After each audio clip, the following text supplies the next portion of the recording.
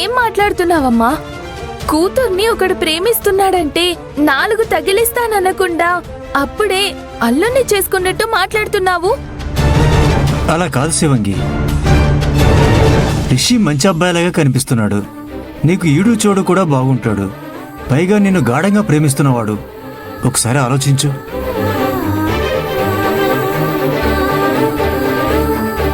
నాన్న, అసలు మీకేమైంది? నా వెనకాల ప్రేమ అని వెంట పడుతున్న వాణ్ణి మీరే ప్రోత్సహించేలా ఉన్నారు.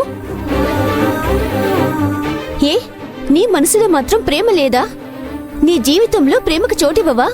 అవును రాజీ, నా జీవితంలో ప్రేమ గీమ అనే వాటికి చోటు లేదు.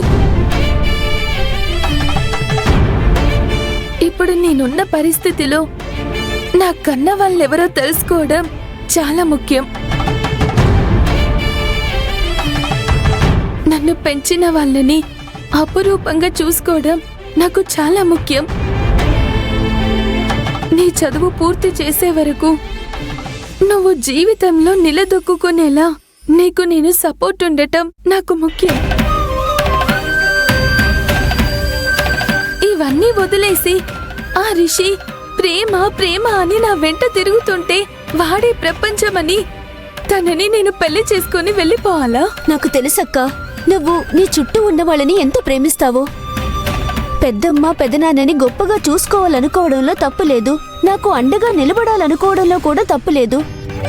కానీ ప్రతి అమ్మాయికి ఈ వయసులో ఎన్నో ఆశలుంటాయి, ఎన్నో రంగురంగుల కలలుంటాయి. కానీ నువ్వు బాధ్యతలనే బరువుని నీ భుజాల మీద వేసుకుని నీ కలల్ని నీ ఆశల్ని అన్నిటినీ మర్చిపోతావా? అలా అని నేను నీతో చెప్పానా? ఆ బాధ్యతల్ని మొయ్యడం నాకు సంతోషమే. అది నీ గొప్పతనమక్క. అలాగే ఒక ఆడపిల్ల జీవితం మనసారా ప్రేమించేవాడితో ముడిపడడం కూడా చాలా ముఖ్యం. రిషితో నీకొక అందమైన భవిష్యత్ వస్తుందేమోనని నాకు అనిపిస్తుంది. రిషి వల్ల నీ కలలు ఆశలు అన్నీ నెరవేరుతాయి అనిపిస్తుంది. ఒక్కసారి రిషి గురించి ఆలోచించొచ్చు కదా. రాజీ, నాకు అసలు రిషి మీద ఎలాంటి ఒపీనియన్ లేదు.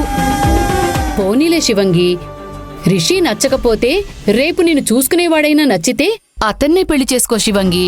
అమ్మా, మీకెన్నిసార్లు చెప్పాలి నాకిప్పుడు పెళ్ళొద్దని? నువ్వు వద్దు అన్నా నీకు పెళ్లి చేయాల్సిన బాధ్యత తల్లిదండ్రులుగా మా మీద ఉంది కదమ్మా. పైగా పెళ్లి వాళ్ళని కూడా రమ్మని చెప్పేశాం. నాకిష్టం లేదని చెప్పినా ఎందుకు రమ్మని చెప్పారు? చ, ఒక్కరు కూడా చెప్పిన మాట వినరా? శివంగి, అక్క, ఇదేంటండి ఇదిలా అంటుంది? పెళ్లి వాళ్ల ముందు ఎలా తలెత్తుకోవాలి? టైం ఉంది కదా జయ. ఈలోపు శివంగిని ఏదో అలా ఒప్పిద్దామని జయ.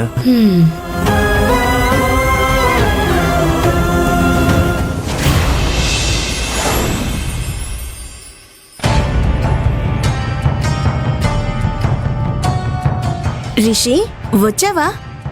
ఏంట్రా అంత అలసిపోయావు? ఇంటికి పెళ్ళెలా జరిగింది? అమ్మా, అసలే జర్నీలో బాగా టైర్డ్ అయిపోయాను. ఆ విషయాలన్నీ తర్వాత చెప్తానులే. రిషి,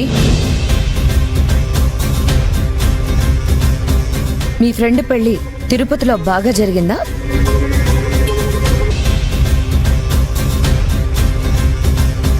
మీ ఫ్రెండ్ పెళ్లి తిరుపతిలో బాగా జరిగిందా? బానే జరిగింది అత్తయ్య.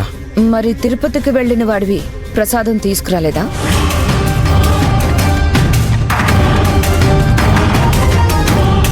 అంటే ప్రసాదం అది... ఓ, హైదరాబాద్లో తిరుపతి ప్రసాదం దొరకలేదా?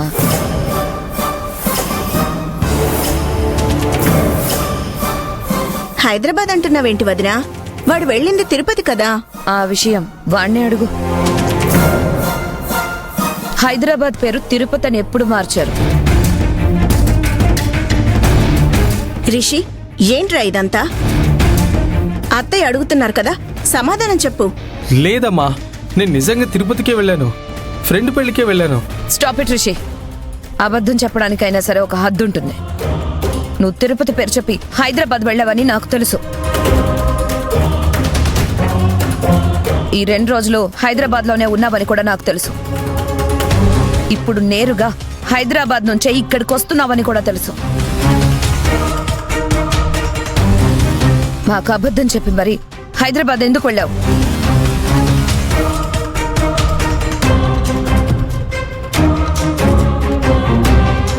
రిషి, నువ్వు మౌనంగా ఉండటం అత్తయ్య ప్రశ్నకి సమాధానం అవ్వదురా. నిజం చెప్పు, నువ్వెక్కడికి వెళ్ళావు?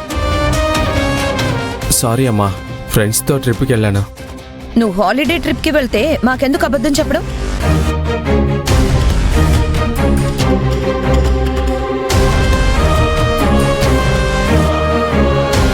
కొంపతీసి ఎవరితోనైనా ప్రేమలో పడ్డావా?